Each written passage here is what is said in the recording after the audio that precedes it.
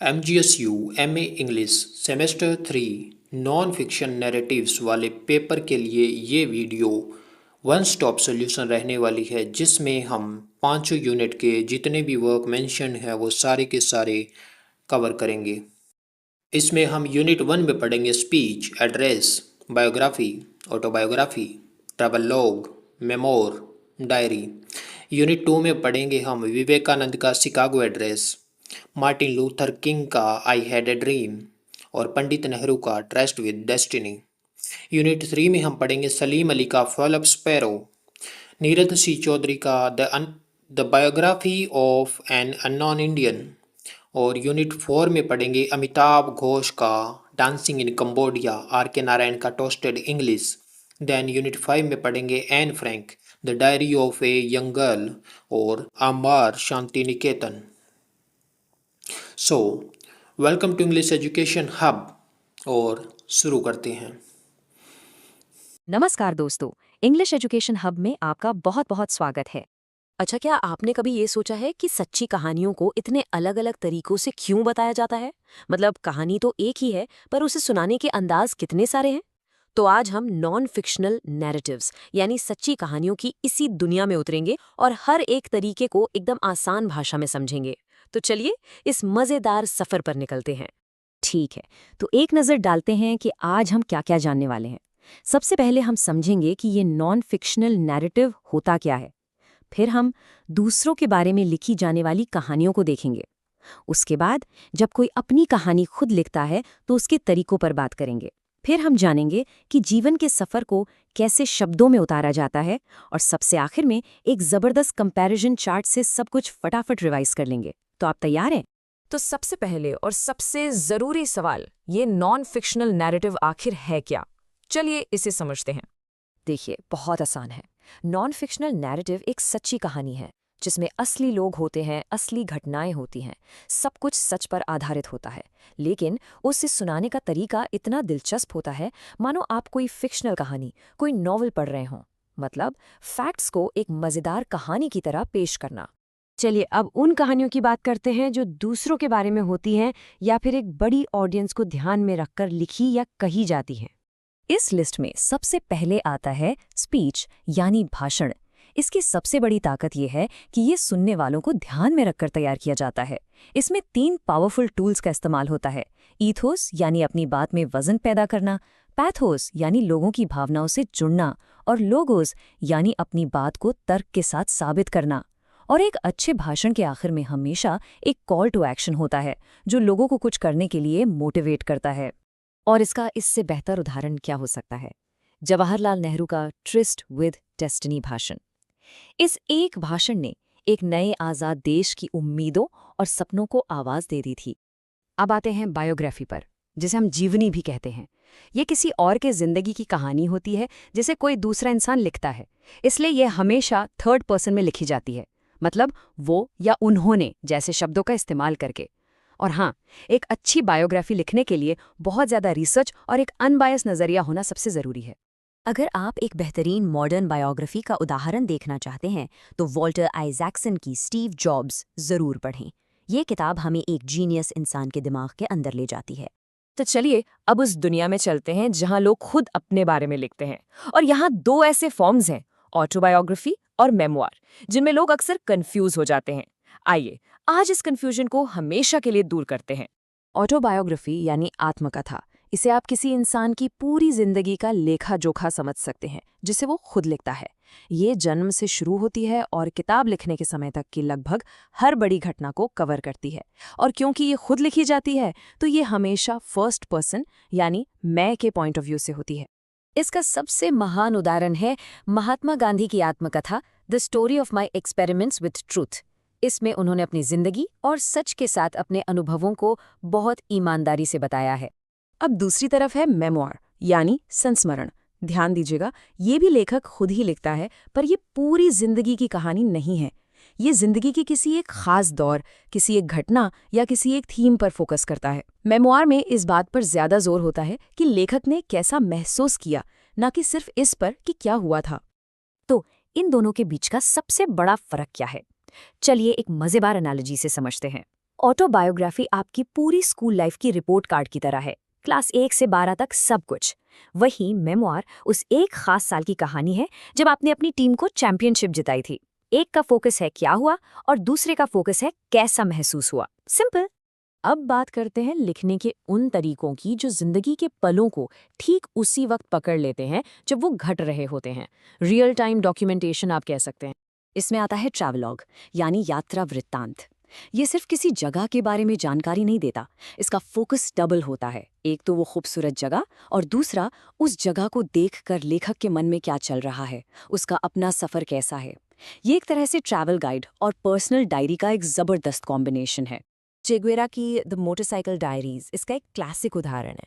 इस सिर्फ एक रोड ट्रिप की कहानी नहीं बल्कि एक नौजवान की खुद को खोजने की कहानी भी है। और अब डायरी या जर्नल। जानते हैं इसकी सबसे खास बात क्या है? इसकी इमीडिएसी। ये उसी पल में लिखी जाती है जब सब कुछ हो रहा होता है। लिखने वाले को नहीं पता कि कल क्या होगा, इसमें कोई हाइंडसाइट नहीं होती। और यही चीज इसे सबसे ज्यादा कच्चा, सच्चा और पर्सनल बनाती है। इसका सबसे पावरफुल और दिल को छू लेने वाला उदाहरण है the diary of a young girl, जो एन फ्रैंक ने लिखी थी। ये एक बहुत ही निजी डायरी थी जो आज पूरी दुनिया के लिए एक ऐतिहासिक दस्तावेज बन चुकी है। वाह, तो हमने काफी कुछ जान लिया। चलिए अब इन सभी को एक साथ एक सिंपल से चार्ट में देखते हैं। ये आपके लिए एक परफेक्ट चीट शीट का काम करेगा ताकि आप कभी कंफ्यूज ना हो। तो चलिए फटाफट दोहराते हैं। स्पीकर कौन देता है? स्पीकर। बायोग्राफी कोई और लिखता है, पूरी जिंदगी पर, थर्ड पर्सन में। ऑटोबायोग्राफी इंसान खुद लिखता है अपनी पूरी जिंदगी पर, फर्स्ट पर्सन में। मेमोआर वो भी खुद लिखता है पर जिंदगी के एक हिस्से पर। ट्रैवलॉग एक ट्रैवलर लिखता है अपनी यात्रा पर। और डायरी वो भी इंसान खुद लिखता है रोज की घटनाओं पर, अक्सर सिर्फ अपने लिए। Welcome to English education hub. आज हम इतिहास के पन्नों को पलटकर एक ऐसे भाषण को समझने जा रहे हैं जिसने दुनिया को हिला कर रख दिया था। ये एक ऐसे भारतीय सन्यासी के शब्द थे जिन्हें तब कोई जानता भी नहीं था, पर उन्होंने पश्चिमी दुनिया को भारतीय दर्शन की गहराई से रूबरू करवाया। जी हाँ, हम बात कर रहे हैं स्वामी विवेकानंद के शिकागो भाषण की। तो चलिए इस ऐतिहासिक भाषण के हर एक पहलू को करीब से जानते हैं। चलिए मेरे साथ जरा कल्पना कीजिए। साल है 1893, तारीख 11 सितंबर और जगह है शिकागो। यहाँ पर विश्व धर्म संसद का एक बहुत बड़ा आयोजन हो रहा है।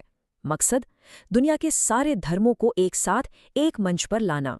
उस मंच पर बड़े बड़े विद्वान और नेता मौजूद थे, लेकिन एक युवा आवाज ऐसी थी जो हमेशा के लिए इतिहास में गूंजने वाली थी।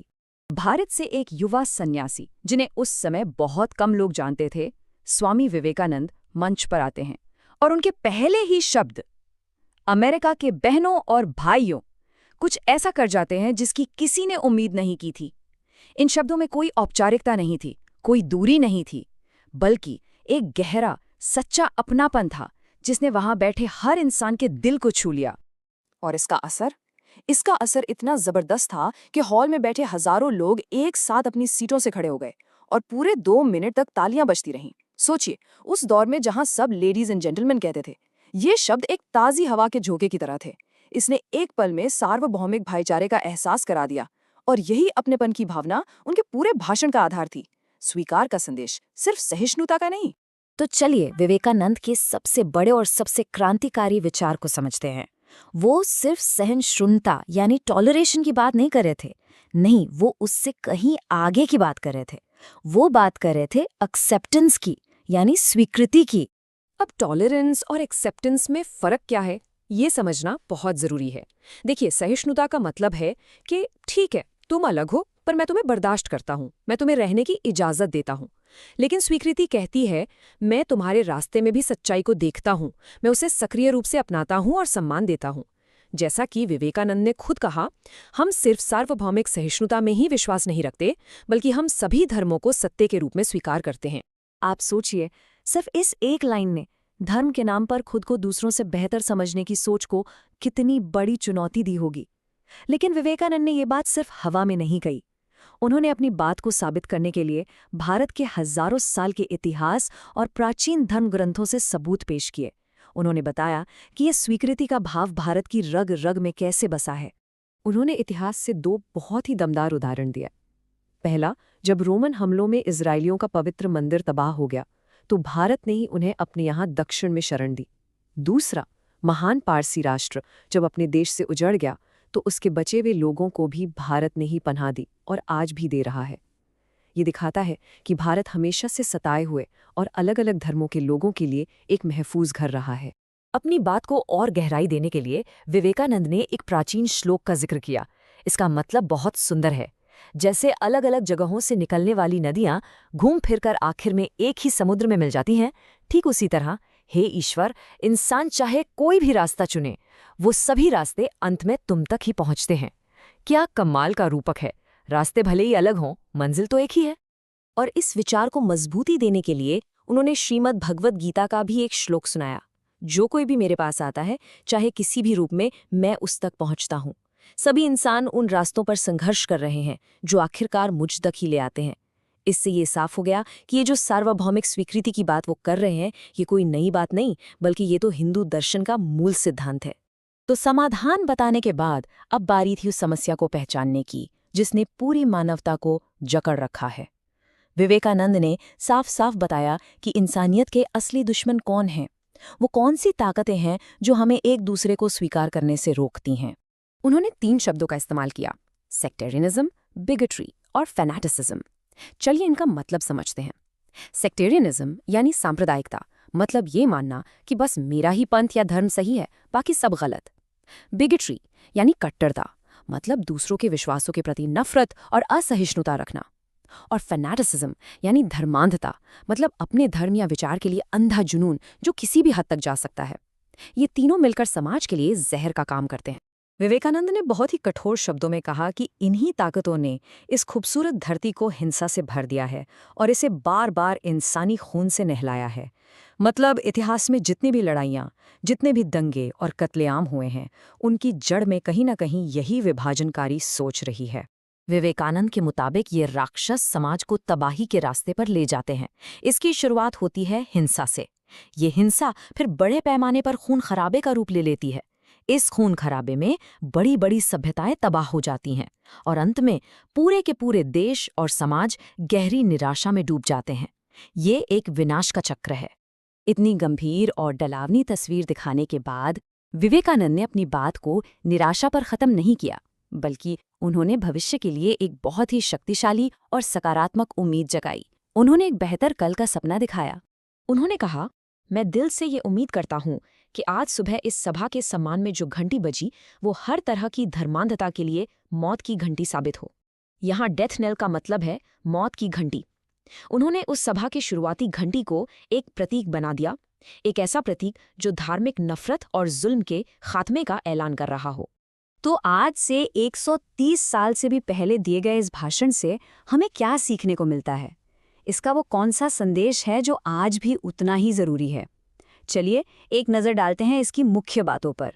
पहली बात, सच्चा धर्म हमें सिर्फ बर्दाश्त करना नहीं, बल्कि सबको दिल से स्वीकार करना सिखाता है। दूसरी बात, हर आध्यात्मिक रास्ता, चाहे कोई भी हो, अंत में एक ही मंजिल तक ले जाता है। तीसरी और बहुत जरूरी बात, इंसानियत की तरक्की के असली दुश्मन सांप्रदायिकता और कट्टरता हैं। और चौथी बात, हमारी उम्मीद एकता और एक दूसरे के सम्मान में ही छिपी है। इंग्लिश एजुकेशन हब में आप सभी का स्वागत है। आज हम एक ऐसी आवाज के बारे में बात करने वाले हैं, एक ऐसे भाषण के बारे में जिसने एक पूरे देश की सोच को हिलाकर रख दिया। जी हां, हम विश्लेषण करेंगे इतिहास के सबसे शक्तिशाली भाषणों में से एक, doctor Martin Luther king junior का आई हैव अ ड्रीम।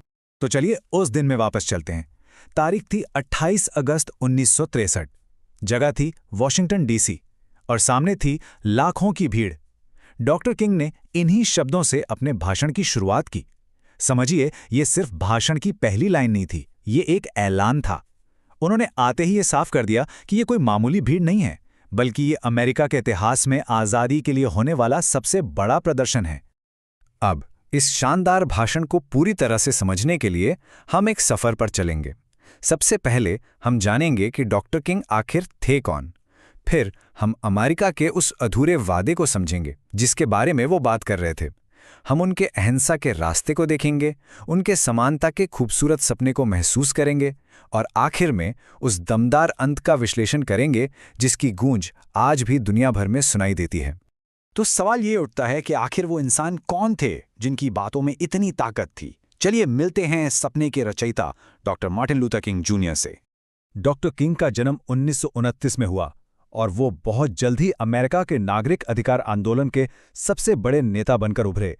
1955 में उन्होंने मॉन्टगोमरी बस बॉयकॉट का नेतृत्व किया, जो नस्लीय भेदभाव के खिलाफ एक बहुत बड़ी जीत थी। फिर 1963 में वो ऐतिहासिक दिन आया जब उन्होंने अपना आई हैव अ ड्रीम भाषण दिया। उनके इसी अहिंसक संघर्ष के लिए उन्हें 1964 में नोबेल शांति पुरस्कार भी मिला, लेकिन अफसोस 1968 में उनकी हत्या कर दी गई। अच्छा, अब जब हम डॉक्टर किंग के बारे में थोड़ा जान गए हैं, तो चलिए उस मेन प्रॉब्लम को समझते हैं जिसे उन्होंने अपने भाषण में उठाया। ये कहानी है अमेरिका के एक अधूरे वादे की जो उसने अपने ही लोगों से किया था। देखिए, डॉक्टर किंग की बात को समझने के लिए हमें प्रॉमिसरी नोट शब्द का मतलब समझना होगा। आसान भाषा में ये एक पक्का वादा होता है, एक तरह का चेक जिसमें लिखा होता है कि एक तय तारीख पर आपको एक निश्चित रकम चुकाई जाएगी। ये एक गारंटी है। डॉक्टर किंग ने यही तर्क दिया। उन्होंने कहा कि अमेरिका के जो संस्थापक दस्तावेज हैं, जैसे संविधान, वो सिर्फ कागज के टुकड़े नहीं हैं।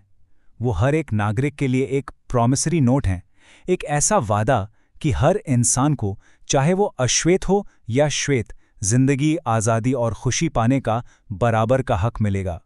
और यहीं पर डॉक्टर किंग ने अपना सबसे दमदार रूपक, अपनी सबसे पावरफुल एनालॉजी इस्तेमाल की। उन्होंने कहा कि अमेरिका ने यह वादा तो किया, लेकिन जब अश्वेत अमेरिकी अपना हक लेने गए तो उन्हें खराब चेक थमा दिया गया। एक ऐसा चेक जो बैंक में बाउंस हो गया, जिस पर लिखा था इनसफिशिएंट फंड्स, यानी खाते में पैसे नहीं हैं। इसका मतलब एकदम साफ था, आज़ादी और इंसाफ का जो वादा किया गया था वो अश्वेत लोगों के लिए पूरा नहीं हुआ था। तो अब सवाल ये था कि इस धोखे और अन्याय का जवाब कैसे दिया जाए। डॉक्टर किंग का रास्ता नफरत या हिंसा का नहीं था, बल्कि अनुशासन और आत्मबल का था। डॉक्टर किंग अहिंसा के सिद्धांत पर पूरी तरह से टिके हुए थे। उन्होंने अपने लोगों से कहा कि हमें कड़वाहट और नफरत का प्याला नहीं पीना है। हमें अपने संघर्ष को हमेशा सम्मान और अनुशासन के ऊंचे स्तर पर रखना है। जब वो हम पर शारीरिक बल का इस्तेमाल करें तो हमें उसका जवाब अपनी आत्मशक्ति से देना है, और ये मानना है कि सभी श्वेत लोग हमारे दुश्मन नहीं हैं, क्योंकि हम सबकी किस्मत एक दूसरे से जुड़ी हुई है। और यहीं से भाषण उस हिस्से में पहुंचता है जो दुनिया भर में सबसे ज्यादा मशहूर हुआ, जहां डॉक्टर किंग सिर्फ समस्याओं की बात नहीं करते, बल्कि एक बेहतर भविष्य का अपना सपना, अपनी विजन सबके सामने रखते हैं। उनका सपना कोई नया सपना नहीं था। असल में ये वही सपना था जिस पर अमेरिका की नींव रखी गई थी। वो बस अमेरिका को उसका ही वादा याद दिला रहे थे। वो कह रहे थे कि मेरा एक सपना है कि एक दिन ये देश अपने असली मतलब को समझेगा और मानेगा कि सभी इंसानों को बराबर बनाया गया है। जरा इस तस्वीर की कल्पना कीजिए, कितनी शक्तिशाली है ये। जॉर्जिया की लाल पहाड़ियों पर जहां कभी गुलामी होती थी, वहां पूर्व गुलामों के बच्चे और पूर्व गुलाम मालिकों के बच्चे एक साथ भाईचारे की मेज पर बैठेंगे। ये सिर्फ साथ रहने की बात नहीं है, ये जख्मों के भरने और सच्ची एकता का सपना है।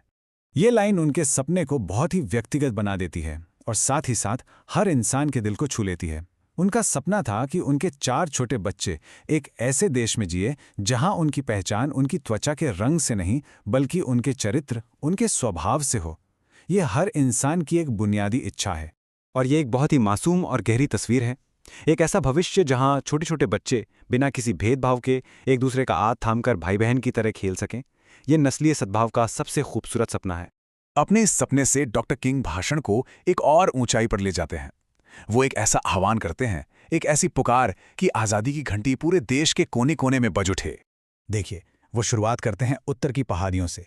न्यू हैम्पशायर और न्यूयॉर्क का नाम लेकर वो ये बताना चाहते हैं कि ये सिर्फ दक्षिण की समस्या नहीं है, ये पूरे देश का मुद्दा है और सबको मिलकर इसे हल करना होगा। और फिर वो सीधा रुख करते हैं दक्षिण का, भेदभाव का गढ़। वो जॉर्जिया, टेनेसी और मिसिसिपी जैसी जगहों पर भी आज़ादी की मांग करते हैं, जहां इसका सबसे ज्यादा विरोध था। वो कहते हैं कि आज़ादी की गूंज हर पहाड़ी और हर छोटे से टीले तक पहुंचनी चाहिए। और भाषण का अंत होता है इन अमर शब्दों से, जो एक पुराने आध्यात्मिक गीत से लिए गए हैं।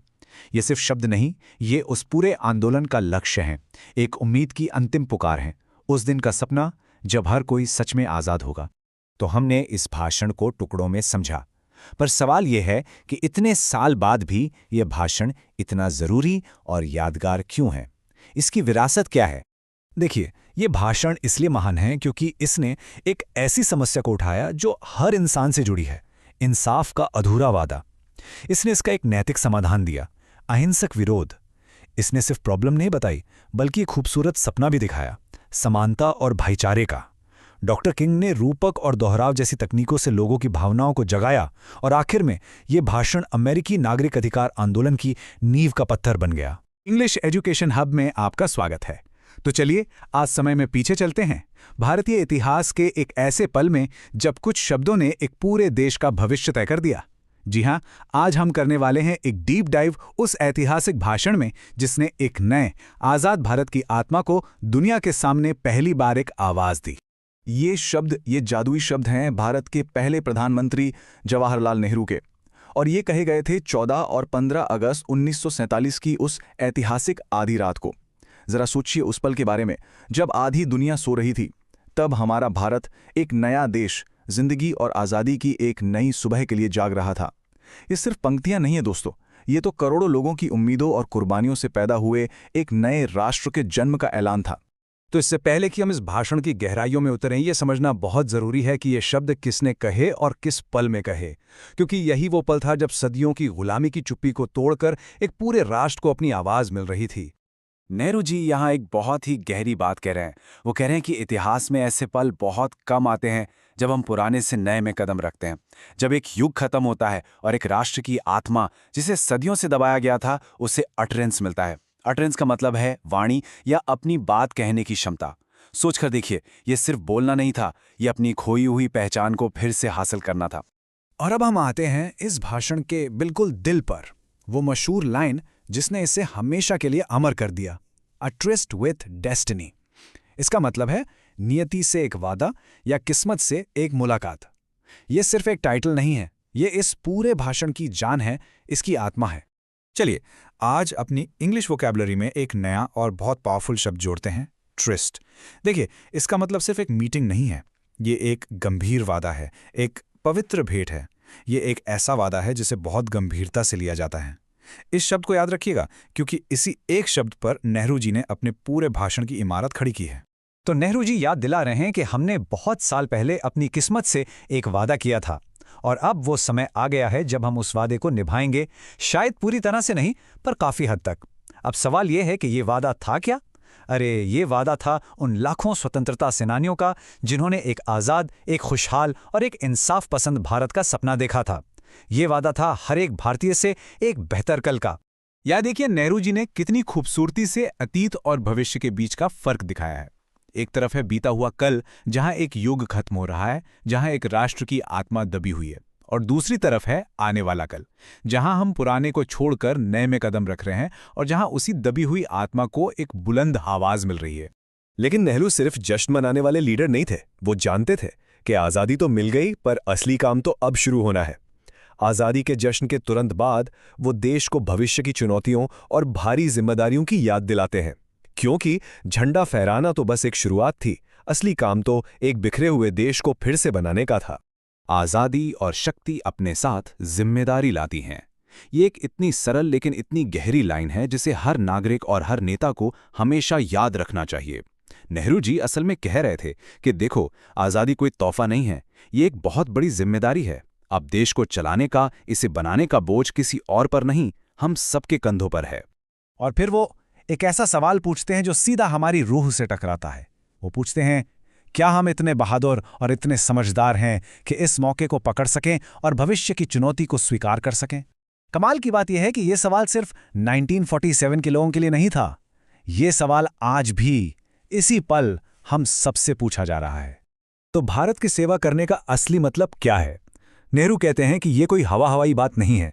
इसके 4 सीधे सीधे लक्ष्य हैं: गरीबी को खत्म करना, अज्ञानता को मिटाना, बीमारियों को हराना और सबको बराबर मौके देना। बस यही वो 4 मजबूत खम्भे थे जिन पर एक नए भारत की इमारत को खड़ा करना था। और फिर वो राष्ट्रपिता महात्मा गांधी को याद करते हुए कहते हैं कि हमारी पीढ़ी के सबसे महान इंसान का सपना था हर आंख से हर एक आंसू को पोंछना। सोचिए कितना भावनात्मक और कितना बड़ा लक्ष्य है ये। इसका मतलब साफ है, जब तक इस देश में एक भी इंसान गरीब है, बीमार है या दुखी है, तब तक हमारा काम अधूरा है, हमारी आज़ादी अधूरी है। अब नेहरू जी एक बहुत ही खूबसूरत मेटाफर यानी एक रूपक का इस्तेमाल करते हैं ताकि हर कोई उनके नए भारत के सपने को आसानी से समझ सके। वो भारत की तुलना एक नोबल मैंशन से करते हैं, जिसका मतलब है एक महान और आलीशान हवेली। वो कहते हैं हमें आज़ाद भारत की एक ऐसी आलीशान हवेली बनानी है जहां उसके सभी बच्चे रह सकें, और सभी बच्चे मतलब सभी, चाहे वो किसी भी धर्म के हों, किसी भी जाति के हों, किसी भी इलाके के हों, सब बिना किसी भेदभाव के उस घर में रह सकें। ये एक ऐसे भारत का सपना था जो सबको अपना लगे, जो सच में सबका घर हो। और जाहिर है कोई भी आलीशान हवेली एक मजबूत नींव के बिना तो टिक नहीं सकती, है ना? तो नेहरू के सपनों के भारत की नींव इन उसूलों पर रखी जानी थी। सबके लिए बराबर अधिकार, सांप्रदायिकता और छोटी सोच को पूरी तरह से नकारना, इंसाफ देने वाली मजबूत संस्थाएं बनाना और एक अमीर, लोकतांत्रिक और तरक्की करने वाला देश बनाना। पर नेहरू का सपना सिर्फ भारत की सीमाओं तक ही नहीं था, वो दुनिया के बारे में सोचते थे। वो मानते थे कि शांति, आज़ादी और खुशहाली अविभाज्य हैं, माने आप इन्हें टुकड़ों में नहीं बांट सकते। उनका मानना था कि अगर दुनिया के किसी एक कोने में आग लगी है तो उसका धुआं हम तक भी जरूर पहुंचेगा। हम अलग थलग रहकर खुश नहीं रह सकते। भाषण के आखिर में नेहरू जी का अंदाज बदल जाता है। वो एक नेता की तरह नहीं, बल्कि एक दोस्त की तरह, एक साथी देशवासी की तरह सीधे भारत के लोगों से बात करते हैं। वो सबको देश बनाने के इस बड़े काम में शामिल होने के लिए बुलाते हैं। वो लोगों से कहते हैं कि आओ, पूरे विश्वास और भरोसे के साथ इस महान साहसिक कार्य में हमारा साथ दो। इस शब्द पर ध्यान दीजिए, ग्रेट एडवेंचर। उन्होंने इसे काम या ड्यूटी नहीं कहा, उन्होंने इसे एक एडवेंचर कहा।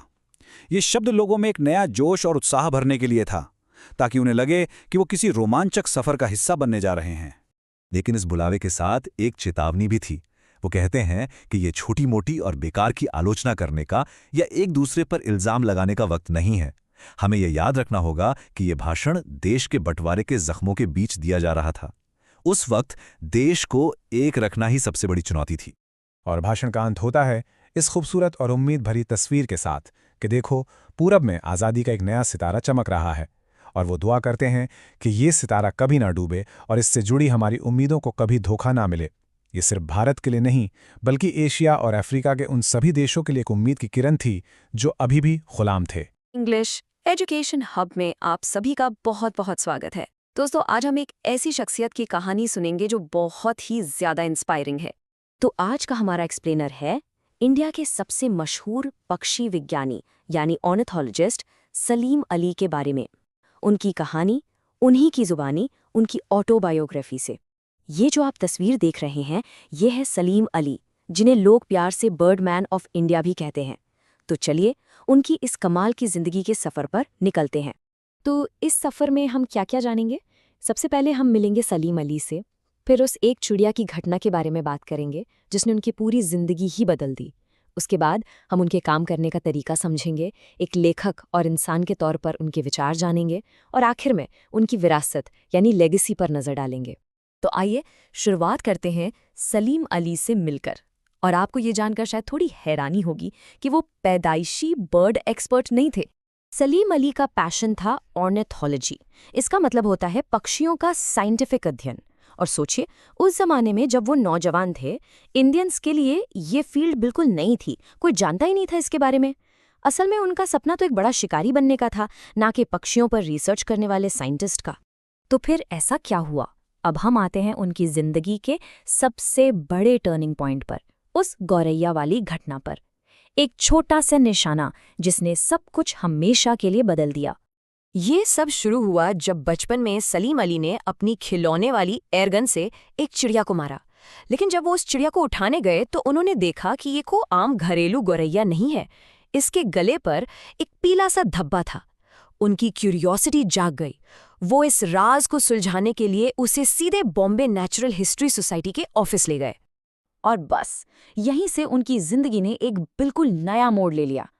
ये सवाल वाकई सोचने लायक है ना, कि कैसे एक छोटा सा मामूली सा पक्षी किसी की पूरी जिंदगी को बदल सकता है। ये हमें सिखाता है कि क्यूरियोसिटी के छोटे छोटे पल भी कितनी बड़ी बड़ी खोजों का रास्ता खोल सकते हैं। लेकिन सिर्फ क्यूरियस होना काफी नहीं होता। तो सलीम अली एक महान पक्षी विज्ञानी बने कैसे? सिर्फ पैशन से काम नहीं चलता दोस्तों। उनकी सफलता के पीछे थी उनकी कड़ी मेहनत और उनका डिसिप्लिन। उनके जो गुरु थे ह्यू विस्लर, उन्होंने उन्हें एक बहुत ही इंपॉर्टेंट सलाह दी। उन्होंने कहा, अपनी नोटबुक को अपनी बंदूक जितना ही जरूरी समझो। इसका मतलब साफ था, सिर्फ बर्ड्स के सैंपल इकट्ठा करना काफी नहीं है। असली काम है उन्हें घंटों तक देखना, उनके बिहेवियर को समझना और हर एक छोटी से छोटी डिटेल को अपनी डायरी में नोट करना। और ये देखिए, ये कोई आम लिखाई नहीं है, ये सलीम अली के हाथ से लिखे हुए उनके एक्चुअल फील्ड नोट्स हैं। ये उनकी लगन और उनके डिसिप्लिन का सबसे बड़ा सबूत है। आप देख सकते हैं कि कितनी बारीकी से उन्होंने हर चीज को रिकॉर्ड किया है। तारीख, जगह, पक्षी क्या कर रहा था, सब कुछ। यही मेटिकुलस यानी सूक्ष्म तरीका था जिसने उन्हें अपने फील्ड का मास्टर बना दिया। चलिए अब उस साइंटिस्ट से थोड़ा आगे बढ़ते हैं और दूरबीन के पीछे छुपे उस इंसान से मिलते हैं। एक लेखक, एक फिलोसोफर, सलीम अली। सलीम अली का ये मानना था कि साइंटिफिक जानकारी ऐसी होनी चाहिए जिसे हर कोई आसानी से समझ सके, जिसे पढ़ने में मजा आए। वो कहते थे कि वो रीडेबिलिटी यानी पढ़ने में आसानी को बहुत ज़्यादा इंपॉर्टेंस देते हैं और इसके लिए अगर एक्स्ट्रा टाइम या मेहनत लगे तो वो बिल्कुल वर्थ इट है। और उनकी जिंदगी जीने का फलसफा वो जॉर्ज सैंटियाना के इस कोट में साफ दिखता है। जन्म और मृत्यु का कोई इलाज नहीं है सिवाय इसके कि बीच के समय का आनंद लिया जाए। इसका मतलब ये है कि सलीम अली मानते थे कि हमें अनआंसरेबल सवालों में उलझने के बजाय इस जिंदगी को, इस इंटरवल को पूरी तरह से जीना चाहिए। अब उनकी जिंदगी से जुड़ा एक बहुत ही मजेदार किस्सा सुनते हैं। सवाल ये है, क्या कोई इंसान अपने ही फ्यूनरल में जा सकता है? कैसा अजीब सा सवाल है ना? सलीम अली उन गिने चुने लोगों में से थे जिन्हें जीते जी अपने लिए लिखे गए शोक संदेश पढ़ने का मौका मिला। हुआ ये कि 1974 में एक इंटरनेशनल कॉन्फ्रेंस में गलती से उनकी मौत का ऐलान कर दिया गया। इसके बाद क्या था, दुनिया भर से उनके दोस्तों और कॉलीग्स के दुख भरे खत आने लगे। उनके एक दोस्त ने तो मजाक में लिखा जब सलीम अली ने उन्हें बताया कि उनकी मौत की खबर थोड़ी गुमराह करने वाली थी। सलीम अली ने भी इस बात का बहुत ही विटी जवाब दिया और एक जापानीज कहावत का जिक्र किया कि जिस इंसान की गलती से मौत की खबर फैल जाए उसकी उम्र लंबी हो जाती है। तो चलिए अब बात करते हैं उनकी उस विरासत की, उस लेगेसी की जो आज भी उनके जाने के बाद जिंदा है। ये नंबर देखिए, 280।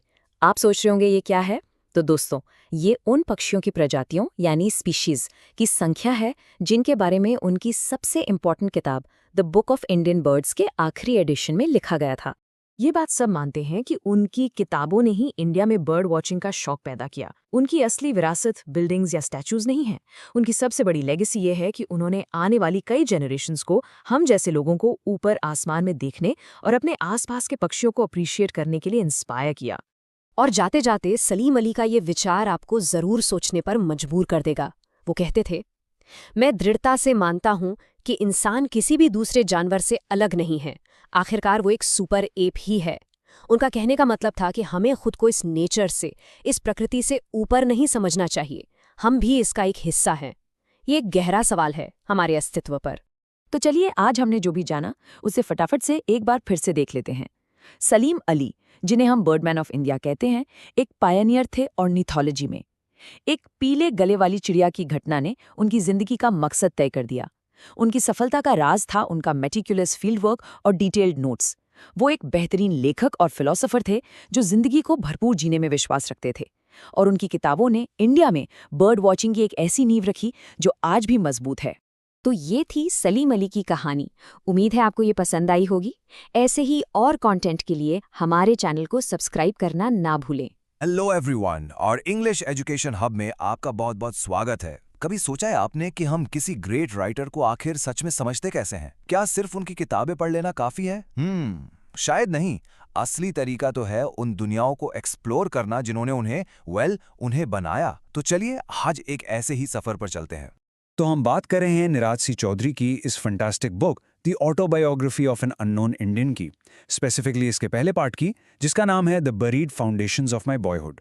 बेसिकली ऑथर यहाँ हमें उन 4 की इन्वायरमेंट्स या माहौल के बारे में बताने वाले हैं जिन्होंने उनके बचपन की नींव रखी, वही नींव जिस पर उनकी पूरी सोच और राइटिंग स्टाइल खड़ी हुई। और देखिए, चौधरी शुरू में ही एक बहुत पावरफुल आइडिया सामने रखते हैं। वो कहते हैं, environment shall have precedence over it's product. इसका सीधा सा मतलब ये है कि आप क्या हैं, इससे ज़्यादा ज़रूरी ये है कि आप कहाँ से आए हैं। आपका माहौल, आपकी परवरिश, आपकी जगह, वही आपको शेप करती है। तो आइए चौधरी के इन्हीं माहौलों में एक एक करके गोता लगाते हैं। सबसे पहले उनकी दुनिया की फाउंडेशन। नंबर 1, उनका शहर किशोरगंज। ये थी उनकी रियलिटी, वो असली फिजिकल दुनिया जिसे वो रोज देखते थे, फील करते थे, टच करते थे। तो सवाल यह है कि किशोरगंज आखिर था कैसा? देखिए, ये कोई फैंसी इंग्लिश टाउन जैसा बिल्कुल नहीं था। ऑथर इसे a score of collections of tin and mat huts और शेड्स कहते हैं। मतलब जस्ट इमेजिन टिन और चटाई से बनी झोपड़ियां, और उन्हीं में कोर्ट्स, ऑफिसेज, स्कूल्स, दुकानें, घर, सब कुछ। ये बिल्डिंग्स इतनी टेम्पररी थीं कि एक जोरदार तूफान आ जाए तो शहर और गांव का फर्क ही खत्म हो जाए। और इस शहर की लाइफलाइन क्या थी? एक नदी। चौधरी से आवर नाइल कहते हैं। सोचिए, उनकी अपनी रिवर नाइल। क्यों? क्योंकि ये सिर्फ पानी का सोर्स नहीं थी। लोग इसका पानी पीते थे, इसमें नहाते थे, इसमें खेलते थे।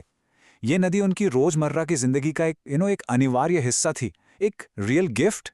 ओके, तो किशोरगंज के बाद अब आते हैं फाउंडेशन नंबर 2 और 3 पर, और ये हैं दो गांव, दो ऐसी दुनियाएं जो उनके एंसेस्टर्स की थी। ये उनकी रूट्स थी जो उन्हें उनके पास से, उनकी हेरिटेज से जोड़ती थी। और ये दोनों गांव जमीन आसमान का फर्क था इनमें। पहला था बनाग्राम, उनके फादर का गांव। ये ब्लड किनशिप और लिनिएज की दुनिया थी, जहां फैमिली प्राइड, ट्रेडिशन, इन सब चीज़ों पर बहुत जोर था। वहाँ के लोग अपने ब्लू ब्लड पर, अपने ऊंचे खानदान पर बहुत गर्व करते थे। फिर आता है कलीकुच, उनकी मदर का गांव। ये बिल्कुल उल्टा था। ये ह्यूमिलिटी और कम्युनिटी की दुनिया थी। वहाँ लोगों ने साथ में गरीबी और हार्डशिप झेली थी, इसलिए वो बहुत हम्बल थे, जमीन से जुड़े हुए थे, और उनके पास लोकगीत और मोरालिटी की एक अलग ही दौलत थी। बैनाग्राम में फैमिली का कॉन्सेप्ट कितना स्ट्रांग था, इसका अंदाजा आप इस बात से लगाइए। ऑथर कहते हैं कि वहाँ एक भी घर या जगह ऐसी नहीं थी जहाँ उनका कोई ना कोई चाचा, भतीजा या कजिन ना हो। मतलब हर कोई, लिटरली हर कोई ब्लड रिलेटिव था। It's crazy, right? एक 5 साल का बच्चा भी दर्जनों बड़ों का चाचा हो सकता था। ऐसी दुनिया थी जहां आपकी इंडिविजुअल आइडेंटिटी, आपकी फैमिली आइडेंटिटी के सामने कुछ भी नहीं थी। ऑलराइट, 3 फाउंडेशंस हो गए। अब आती है चौथी, और ये सबसे सरप्राइजिंग है। ये एक ऐसी जगह है जो सिर्फ और सिर्फ ऑथर के दिमाग में एग्जिस्ट करती थी, उनकी इमेजिनेशन में, और वो जगह थी इंग्लैंड। लेकिन एक मिनट, यहां एक बड़ा सवाल खड़ा होता है। कोई ऐसी जगह जहां आप कभी गए ही नहीं, वो आपके घर जितनी इन्फ्लुएंशियल, जितनी रियल कैसे हो सकती है? ऑथर के लिए इंग्लैंड एक मेंटल एनवायरनमेंट था, एक ऐसी दुनिया जो उनके दिमाग में थी। भले ही ये इमेजिनेशन से बनी थी, पर उनके लिए ये उतनी ही रियल थी जितना उनका अपना शहर किशोरगंज। तो ये इमेजिनरी इंग्लैंड बना कैसे? इसके बिल्डिंग ब्लॉक्स थे वो फेमस नाम और कहानियां जो उन्होंने बचपन से पढ़ी और सुनी थी। Queen Victoria, Napoleon, Shakespeare, Milton, Burke, Wellington, ये सभी नाम मिलकर उनके दिमाग में इंग्लैंड की एक पिक्चर बना रहे थे। एक ऐसी पिक्चर जो हिस्ट्री, लिटरेचर और पावर से भरी हुई थी। और इस इमेजिनरी दुनिया में जान किसने डाली? इंग्लिश पोएट्री ने।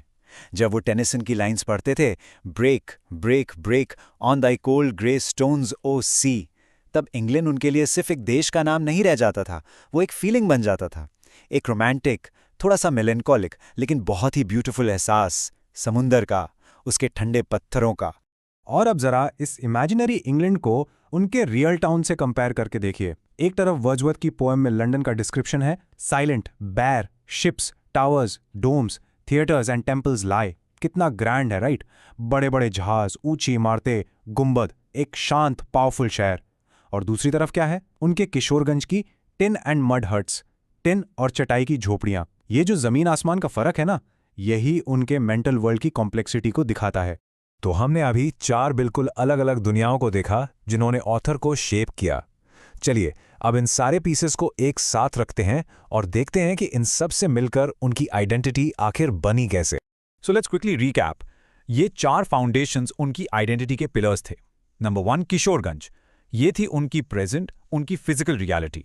नंबर 2 बनाग्राम, ये था उनका पैटर्नल पास्ट, प्राइड और एंसेस्ट्री की दुनिया। नंबर 3 कलीकुच, ये था उनका मटर्नल पास्ट, ह्यूमिलिटी और रेजिलियंस की दुनिया। और नंबर 4 इंग्लैंड, ये थी उनकी इमेजिनेशन की दुनिया, लिटरेचर और आइडियाज की। इन्हीं 4 अलग अलग वर्ल्ड्स के मिक्स से रियल और इमेजिन्ड, प्रेजेंट और पास्ट, उनका यूनिक माइंड तैयार हुआ। तो इस पूरे डिस्कशन का सबसे इंपॉर्टेंट टेकअवे क्या है? सिंपल, अगर आपको किसी राइटर को अच्छे से समझना है तो आपको उन दुनियाओं को समझना पड़ेगा जिन्होंने उन्हें बनाया। डजंट मैटर कि वो दुनियाएं रियल हैं या इमेजिन्ड। ये किसी भी लिटरेचर को एनालाइज करने का एक बहुत ही पावरफुल टूल है। Welcome to English education hub. तो आज हम एक्सप्लोर करने जा रहे हैं अमिताव घोष का एक बहुत ही पावरफुल ऐसे डांसिंग इन कैम्बोडिया। ये एक ऐसी कहानी है जिसमें कलाकारी है, आतंक है और इन सब के बीच जीने की एक ऐसी जिद है जो आपको सोचने पर मजबूर कर देगी। ये कहानी कैम्बोडिया को दो अलग अलग वक्त में देखती है और इनके बीच का जो रिश्ता है ना, वो काफ़ी गहरा है और अक्सर हैरान कर देने वाला। एक तरफ आपको खूबसूरती दिखेगी तो दूसरी तरफ खौफनाक आतंक। पर इन सबके बीच में जो है वो है सर्वाइवल की, बच जाने की एक ऐसी अद्भुत दास्तान। तो हमारी कहानी शुरू होती है लेखक अमिताव घोष से। अब घोष जो हैं वो अपने हिस्टोरिकल फिक्शन के लिए मशहूर हैं और 1993 में वो एक बहुत बड़े सवाल के साथ कैम्बोडिया जाते हैं। सवाल ये था कि आखिर ये कैसे हो सकता है कि एक देश की सबसे खूबसूरत चीज़, उसका क्लासिकल डांस, उसी देश की सबसे बड़ी, सबसे भयानक त्रासदी यानी खमेर रूज के जेनोसाइड से इतनी गहराई से जुड़ी हुई हो। इस पूरी कॉम्प्लिकेटेड कहानी को आसानी से समझने के लिए हमने इसे कुछ सेक्शंस में बांटा है। हम दो अलग अलग सफ़र से शुरू करेंगे, फिर उस हैरान करने वाले कनेक्शन को देखेंगे जो महल को आतंक से जोड़ता है, और आखिर में हम कला की जीत की कहानी तक पहुंचेंगे। चलिए शुरू करते हैं। तो सबसे पहले हम दो सफ़र पर चलेंगे। ये दो सफ़र कंबोडिया की दो बिल्कुल अलग अलग तस्वीरें दिखाते हैं। एक है 1906 का, जब कंबोडिया के राजा यूरोप में आकर्षण का केंद्र बने हुए थे, और दूसरा है 1993 का, जो उस भयानक जेनोसाइड के बाद का डरावना सच सामने लाता है। और ये जो कॉन्ट्रास्ट है ना, यही इस पूरी कहानी का दिल है। सोचकर देखिए, एक तरफ है 1906, शान और शौकत, जहां फ्रांस में किंग सिसुअत और उनके रॉयल डांसेस का ग्रैंड वेलकम हो रहा है, लोग उन्हें देखने के लिए जमा हैं। और फिर दूसरी तरफ 1993 का फेनोम पेन, एक ऐसा शहर जहां यूएन की गाड़ियां घूम रही हैं और लोगों के दिलों में सिर्फ बेचैनी और डर है। ये जो आप कोट देख रहे हैं, ये मोलिका का है। वो एक सरकारी अफसर थी और उसे उसके ही देश के सिपाही धमका रहे थे। उसकी जान सिर्फ इसलिए बच गई क्योंकि वो उस वक्त यूएन टैक यानी यूनाइटेड नेशंस की गाड़ी में थी। लेकिन उसे साफ साफ धमकी दी गई कि ये सुरक्षा हमेशा नहीं मिलेगी। इससे आप उस वक्त के माहौल का अंदाज़ा लगा सकते हैं। एक ऐसा दौर जहां जिनको रक्षा करनी चाहिए थी वही डर का कारण बन गए थे। ओके, अब हम उस कनेक्शन को देखेंगे जो शाही महल और खेमर रूज के आतंक के बीच था। हाँ, सुनने में थोड़ा अजीब लगता है ना, कि जिस महल में कला पल बढ़ रही थी, वही अनजाने में उस आतंक से भी जुड़ गया जिसने उसी कला को मिटाने की कोशिश की। तो ये रॉयल डांसर्स थे कौन? ये देश की धरोहर माने जाते थे, नेशनल ट्रेजर्स। छोटी उम्र से ही उन्हें महल की दीवारों के अंदर ट्रेन किया जाता था। सोचिए, उनकी पूरी दुनिया उसी महल तक, उसी सुनहरे पिंजरे तक सीमित थी। वो आम लोगों से बिल्कुल अलग, सिर्फ अपनी कला के लिए जीते थे। और अब आता है इस कहानी का सबसे चौंकाने वाला मोड़। कैम्बोडिया की एक सबसे बड़ी डांसर थीं चेया सैम्यो। उनके पति का एक छोटा भाई था जो महल में ही रहता था। उस लड़के का नाम था सालोत सर। शायद आपने यह नाम ना सुना हो, लेकिन दुनिया उसे एक दूसरे नाम से जानती है, पोल पॉट। जी हाँ, वही पोल पॉट, खमेर रूज का लीडर, बचपन में महल से गहराई से जुड़ा हुआ था। उसकी कज़न ना सिर्फ राजा की पत्नियों में से एक थी, बल्कि इन्हीं रॉयल डांसर्स की हेड भी थी। सोचने वाली बात है, परंपरा और कला का वही प्रतीक बाद में उसकी नफरत का सबसे बड़ा निशाना बना। तो अब हम उस सफ़र को देखेंगे जो पेरिस से शुरू हुआ और कंबोडिया के किलिंग फील्ड्स पर खत्म हुआ। ये उन कंबोडियन स्टूडेंट्स की कहानी है जो पढ़ने के लिए पेरिस गए थे, लेकिन वापस आकर अपने ही देश के सबसे बड़े कातिल बन गए। कैसे उनकी शिक्षा ने उन्हें आज़ादी के सपने नहीं दिखाए, बल्कि एक ऐसी आइडियोलॉजी दे दी जिसने लाखों लोगों की जान ले ली। तो सवाल ये उठता है ना, कि आखिर कैसे मॉडर्न फ्रेंच एजुकेटेड स्टूडेंट्स इतने क्रूर हो सकते हैं कि वो एक पूरा जेनोसाइड प्लान कर दें? इसका जवाब एक जहरीले मिक्सचर में छिपा है। उसमें कैम्बोडिया के कॉलोनियल पास से मिली शर्मिंदगी थी, पेरिस में महसूस किया गया अकेलापन था, और सबसे ऊपर कम्युनिस्ट आइडियोलॉजी की एक ऐसी कट्टर सोच थी जिसने उन्हें विश्वास दिलाया कि एक नया समाज बनाने के लिए पहले पूरे इतिहास को ही मिटाना पड़ेगा। ये टाइमलाइन देखिए, ये एक स्टूडेंट के क्रूर तानाशाह बनने की पूरी कहानी बताती है। 1949 में वो स्कॉलरशिप पर इलेक्ट्रॉनिक्स पढ़ने पेरिस जाता है। 1952 में वो फ्रेंच कम्युनिस्ट पार्टी ज्वाइन कर लेता है। फिर 1963 में अचानक जंगल में गायब हो जाता है एक विद्रोह शुरू करने के लिए, और आखिरकार 1975 में उसकी खमेर रूज पार्टी ईयर ज़ीरो का ऐलान करती है। ईयर ज़ीरो का मतलब था घड़ी को ज़ीरो पर रीसेट करना, सब कुछ मिटा दो, इतिहास, कल्चर, परिवार, सब कुछ। और उनका मकसद इतिहास पर एक जंग। सोच के देखिए, उन्होंने पैसा खत्म कर दिया, स्कूल, हॉस्पिटल सब बंद। जो लोग पढ़े लिखे थे, शहरों में रहते थे, उन्हें सबसे बड़ा दुश्मन माना गया। उन्हें न्यू पीपल का नाम देकर शहरों से निकाला गया और गांवों में खेती करने के लिए मजबूर किया गया। नतीजा, लाखों लोग भूख, बीमारी और अत्याचार से मारे गए।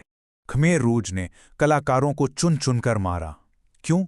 क्योंकि उनके लिए कला, म्यूजिक, डांस ये सब उस पुराने भ्रष्ट समाज की निशानियां थीं जिसे वो मिटाना चाहते थे।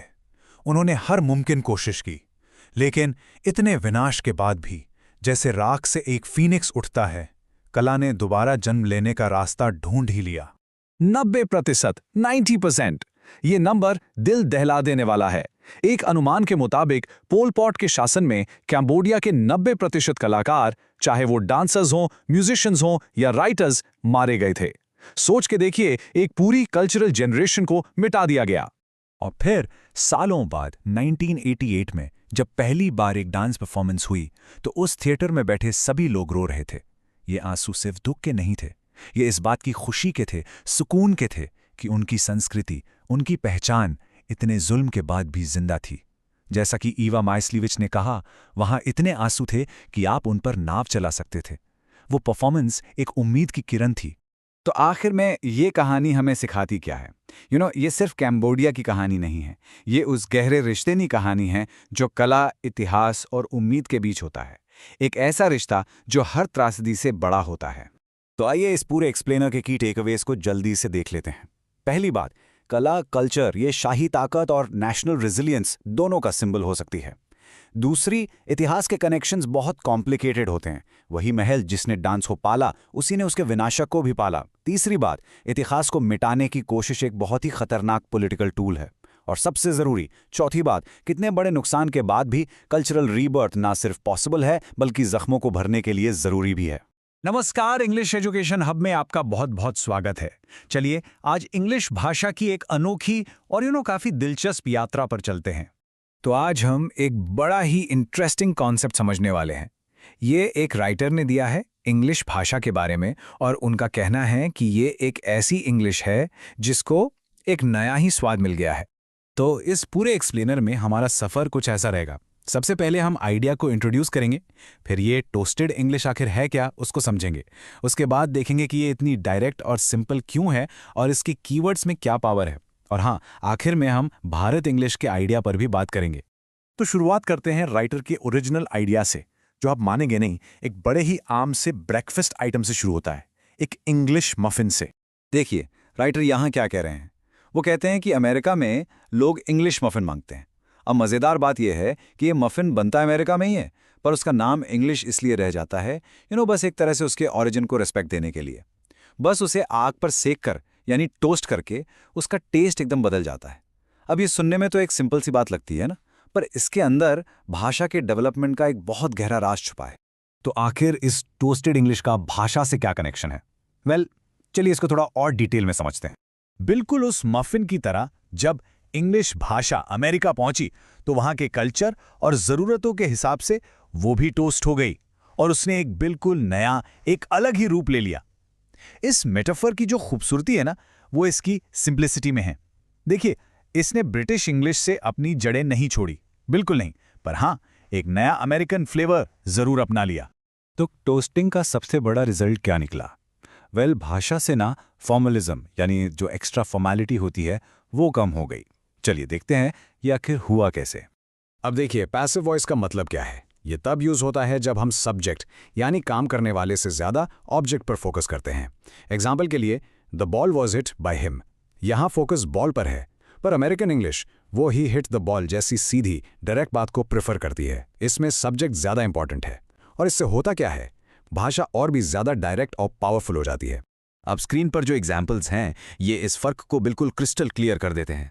आप देखिए, एक तरफ है ब्रिटिश स्टाइल जहां लंबे चौड़े कानूनी साउंडिंग नोटिस हो सकते हैं, और दूसरी तरफ अमेरिकन स्टाइल, एकदम सीधा, साफ और टू द पॉइंट।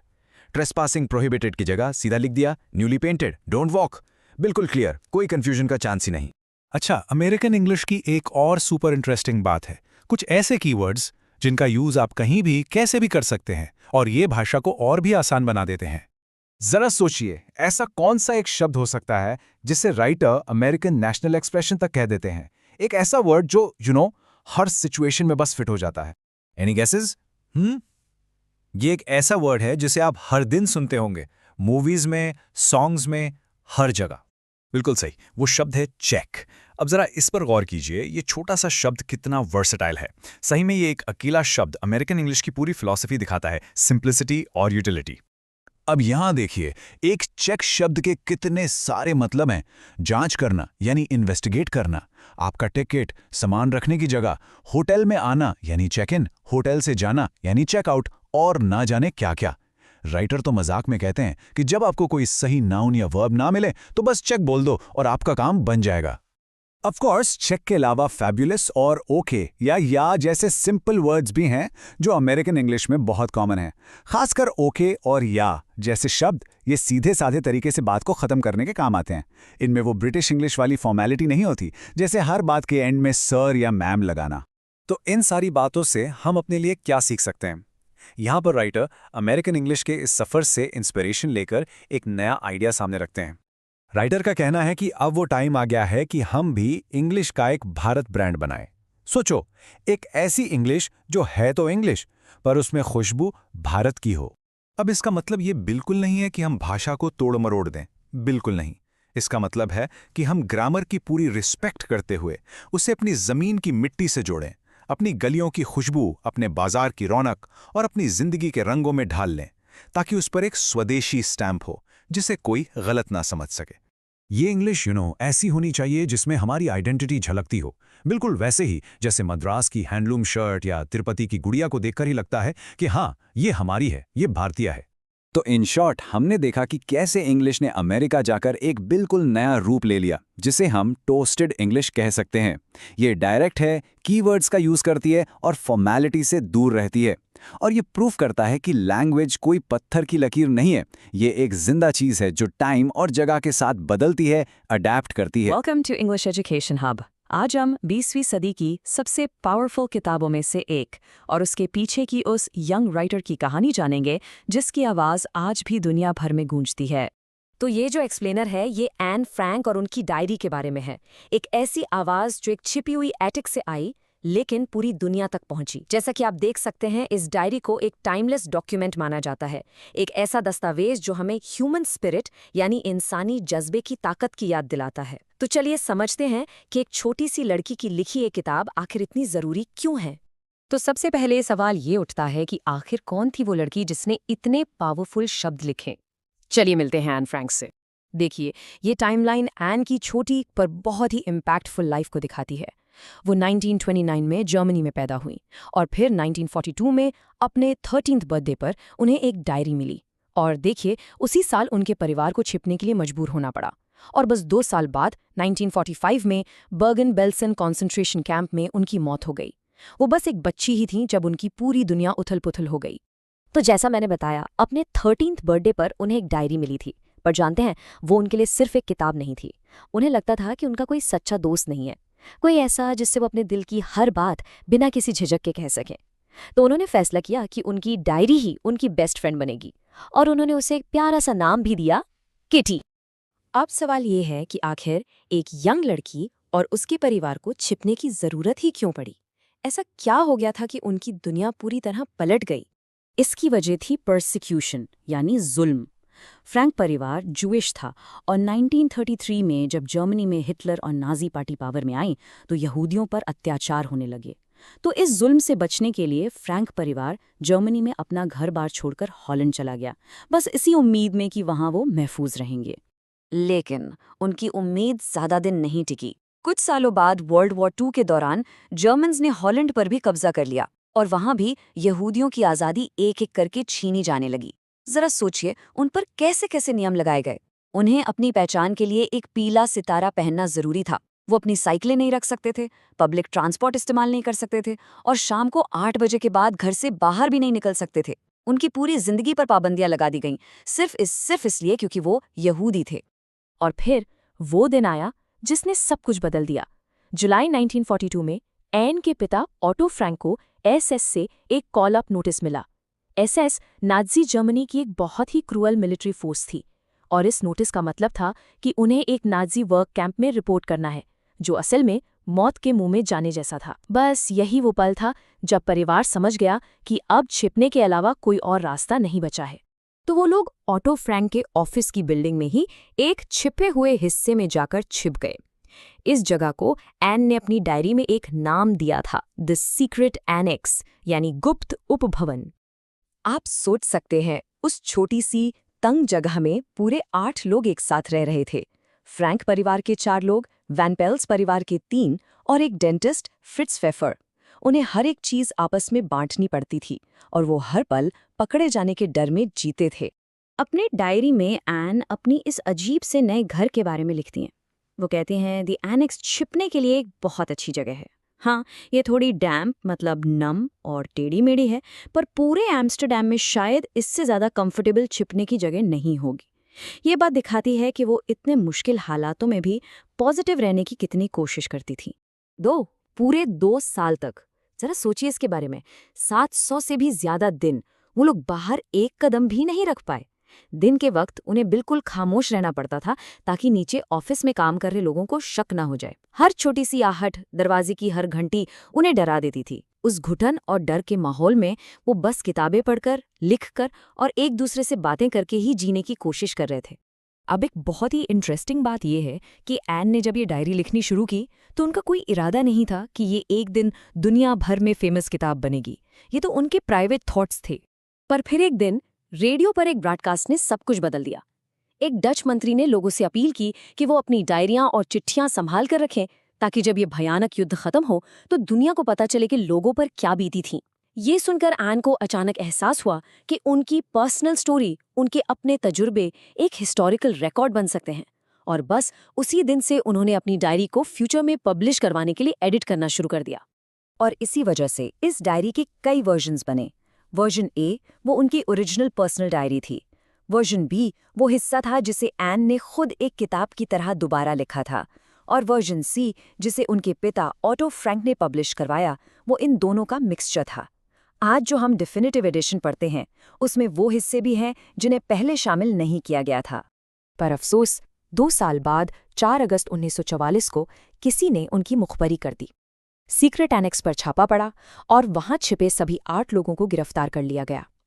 उस अफरा तफरी में एन की डायरी फर्श पर बिखर गई थी, लेकिन किस्मत से उनकी एक मददगार मीप गीज ने उसे उठाकर हिफाजत से रख लिया। उन्हें उम्मीद थी कि एक दिन वो एन को ये डायरी लौटा पाएंगी। तो चलिए अब देखते हैं कि कैसे एक छोटी लड़की की प्राइवेट डायरी एक ग्लोबल फिनोमेनॉन बन गई, एक ऐसी आवाज जो आज तक जिंदा है। बहुत दुख की बात है कि एनेक्स में छिपे उन 8 लोगों में से सिर्फ एन के पिता ऑटो फ्रैंक ही जिंदा बच पाए। बाकी सभी को कॉन्सेंट्रेशन कैंप्स में भेज दिया गया। ये ऐसी जगह ही थीं जहां नाजी लाखों लोगों को बहुत बुरी तरह रखकर मार डालते थे। एन और उनकी बहन मार्गो की मौत बर्गन बेल्सन कैंप में बीमारी और भुखमरी से हो गई। एन की ये लाइन कागज में लोगों से ज्यादा सब्र होता है बहुत कुछ कहती है। ये दिखाती है कि वो डायरी उनके लिए कितनी जरूरी थी। उस भयानक अकेलेपन में वो कागज ही था जो एक सच्चे दोस्त की तरह उनकी हर बात सुनता था बिना उन्हें जज किए। युद्ध खत्म होने के बाद जब ऑटो फ्रैंक वापस आए और उन्हें पता चला कि उनका पूरा परिवार खत्म हो चुका है, तब मीप गीज ने उन्हें एन की डायरी दी। अपनी बेटी का राइटर बनने का सपना पूरा करने के लिए ऑटो फ्रैंक ने इसे पब्लिश करवाया और तब से लेकर आज तक इसे दुनिया भर में 3 करोड़ से भी ज्यादा लोग पढ़ चुके हैं। नमस्कार स्टूडेंट्स, इंग्लिश एजुकेशन हब में आप सबका बहुत बहुत स्वागत है। आज हम साहित्य की एक बहुत ही खास दुनिया में एक यादगार सफर करने वाले हैं। तो आज हम बात करने वाले हैं एक बहुत ही मशहूर संस्मरण अमादे शांति निकेतन के बारे में। ये सिर्फ एक किताब नहीं है, बल्कि ये एक खिड़की है जिससे हम गुरुदेव रविंद्रनाथ टैगोर की बनाई उस अनोखी दुनिया को देखेंगे, और वो भी एक ऐसी लेखिका की आंखों से जिसने उस दुनिया को असल में जिया था। चलिए देखते हैं कि इस एक्सप्लेनर में हम क्या क्या जानने वाले हैं। सबसे पहले हम लेखिका शिवानी को जानेंगे। फिर हम टैगोर के उस यूनिक यूनिवर्सिटी के विजन को समझेंगे। उसके बाद हम आश्रम के अंदर की जिंदगी को देखेंगे, वहाँ के महान गुरुओं से मिलेंगे और आखिर में ये समझेंगे कि इस पूरे अनुभव ने शिवानी की लेखनी को, उनकी राइटिंग को कैसे एक नया आकार दिया। तो चलिए शुरू करते हैं हमारे पहले सेक्शन से, दी ऑथर, शिवानी। देखिए, किसी भी कहानी को, किसी भी किताब को गहराई से समझने के लिए ये जानना बहुत ज़रूरी है कि उसे किस नज़र से लिखा गया है, उसे लिखने वाला कौन है। तो शिवानी कौन थी? असल में उनका नाम था गौरापंत।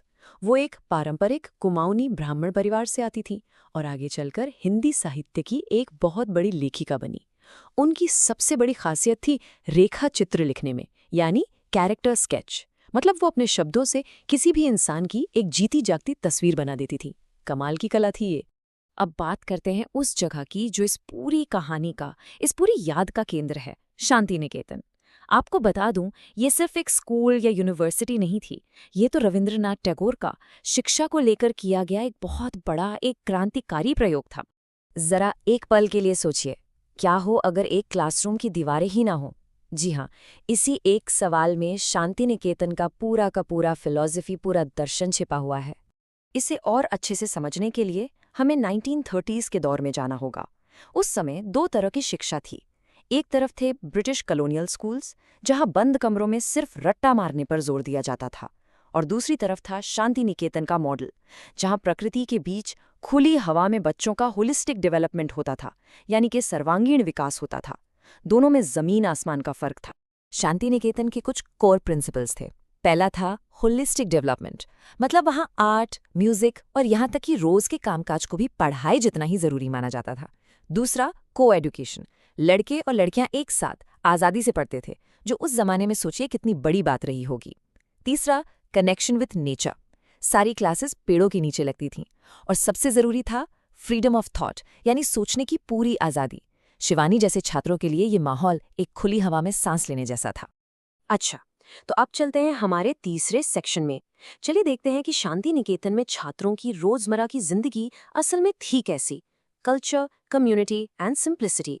आपको जानकर हैरानी होगी कि बंगाल के एक छोटे से गांव में होने के बावजूद शांति निकेतन एक असली कल्चरल मेल्टिंग पॉट था।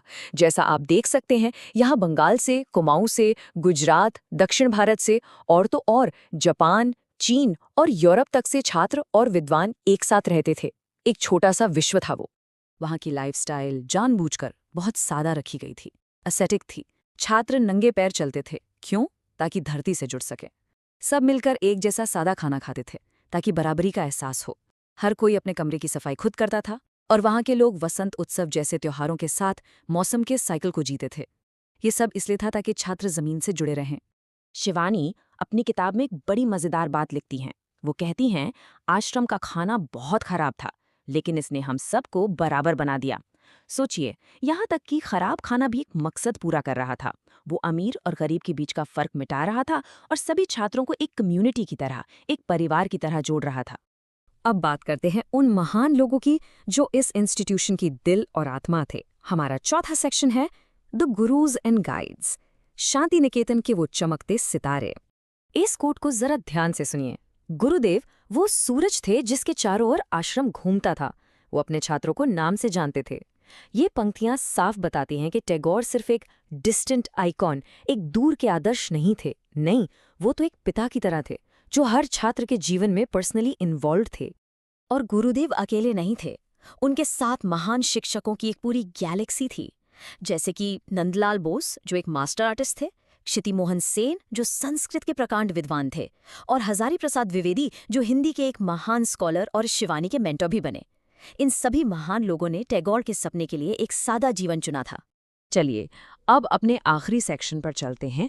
अब हम इन सब बातों को जोड़कर ये समझने की कोशिश करेंगे कि शांति निकेतन की इस अनोखी शिक्षा ने, इस पूरे माहौल ने शिवानी को एक सफल लेखिका बनाने में कैसे मदद की। देखिए, शांति निकेतन ने शिवानी पर एक बहुत गहरी, कभी न मिटने वाली छाप छोड़ी। सबसे पहले इसने उन्हें एक इंडिपेंडेंट माइंड दिया, यानी आज़ादी से सोचने की क्षमता दी। फिर उन्हें एक मल्टीकल्चरल वर्ल्ड व्यू मिला, क्योंकि वो भारत और दुनिया भर के लोगों के साथ पली बड़ी थीं। बंगाली साहित्य के लिए एक गहरा प्यार जागा। और सबसे जरूरी, इसी माहौल ने उन्हें वो गहरी ऑब्जर्वेशनल स्किल्स दी जिससे वो लोगों को बहुत बारीकी से समझ पाती थीं और अपने कैरेक्टर स्केचेस में उन्हें जिंदा कर देती थीं। लेकिन ये किताब सिर्फ एक खूबसूरत याद नहीं है, ये एक खोई हुई दुनिया के लिए एक शोक गीत, एक एलेजी भी है। शिवानी बड़े दुख के साथ बताती हैं कि टैगोर की मृत्यु के बाद शांति निकेतन का वो असली मिजाज, वो आत्मा कहीं खो गई। वो धीरे धीरे एक आम ब्यूरोक्रेटिक यूनिवर्सिटी बन गई, जहां नियमों और पेपर वर्क पर ज्यादा ध्यान दिया जाने लगा, क्रिएटिव फ्रीडम पर नहीं। तो संक्षेप में कहें तो आमादेर शांति निकेतन एक क्रांतिकारी एजुकेशनल वर्ल्ड में झांकने वाली एक बहुत ही पर्सनल खिड़की है। आज हमने लेखिका शिवानी से मुलाकात की, टैगोर के अनोखे दर्शन को समझा, आश्रम की रोजमर्रा की जिंदगी को महसूस किया, वहां की महान गुरुओं को जाना और ये भी समझा कि इस जगह की विरासत आज भी कितनी मजबूत है।